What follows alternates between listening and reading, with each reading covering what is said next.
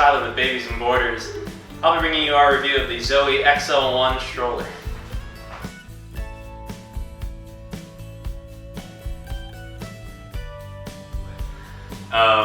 Unfolding it is pretty easy. You just have a little latch on the side here, which you just pull up, and boom, done. People more practiced than me could get that done smoother and faster.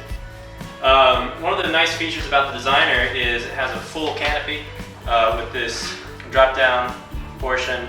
That's unique to the Designer. It's not available on the cheaper models, at least it's not available on the Sport. There are two models below the Designer, this one being the top of the line one, weighing in at 10 pounds. You also have the Best, confusingly named because there's a Designer above it. And then you have the Sport, which is the entry-level model. On the Sport, you have just this portion of the canopy. You don't have the full drop-down. Either are pretty nice, but this is pretty great. This is super. One of the nice features about the Zoe is that you have these little colored tabs on the these caps on the wheels. They're customizable. When you buy it from the manufacturer, you get to choose. You can do all kinds of colors like lime, and like you get your base color, and you do lime or purple or whatever. When we got ours, we opted for purple. Right now, you just have the basic blue default color that comes on it. Same goes for the pads, the chest pads. Those are always also switched out for matching color to match the wheel caps. Adjusting the seat straps is pretty straightforward actually. All you do is you have these little clips here. You unclip that and just run it through the shoulder straps, the shoulder pads. And you run it through these little retaining straps, and then you just adjust it. There's two higher settings for larger children. It has a nice footrest for the child. Another thing is the wheels lock and swivel. They lock and swivel individually. And same goes for the back wheels. They also lock. Probably one of the nitpicks I have with this stroller is that each wheel on the back locks individually. One of the other nice features about this stroller, it has a nice pocket in the back for cell phones and the like. And if you roll up this enclosure, there is a little clip here which snaps in place to hold it out of the way.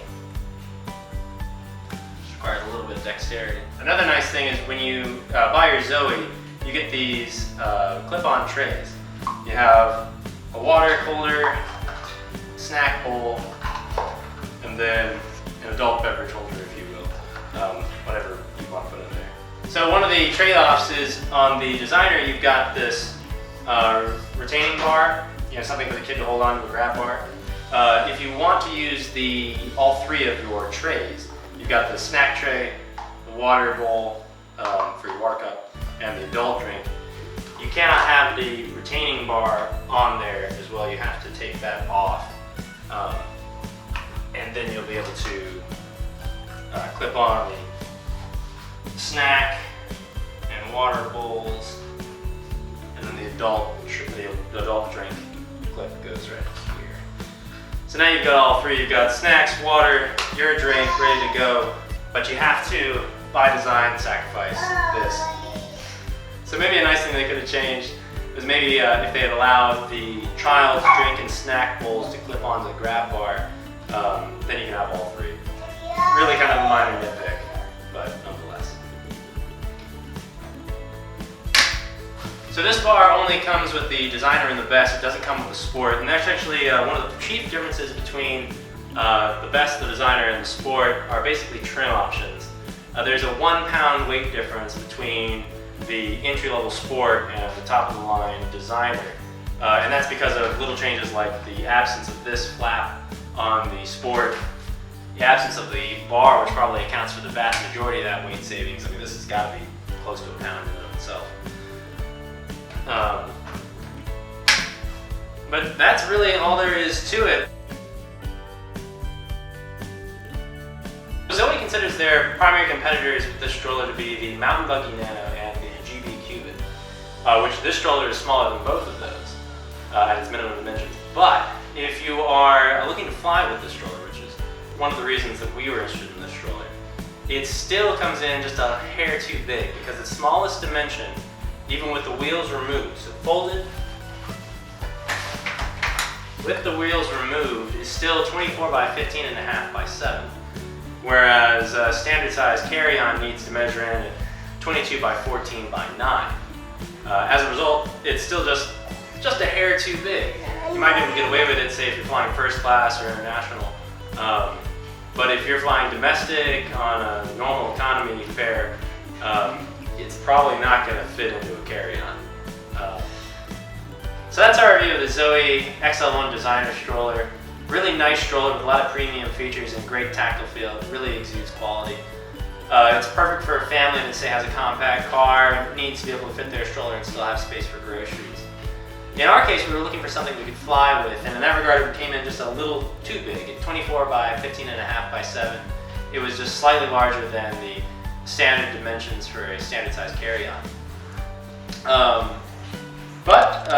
Really a good stroller all in all. One of the things we'll be looking for, a new competitor in this market, is the GB Pocket, which is extraordinarily compact, but not out yet.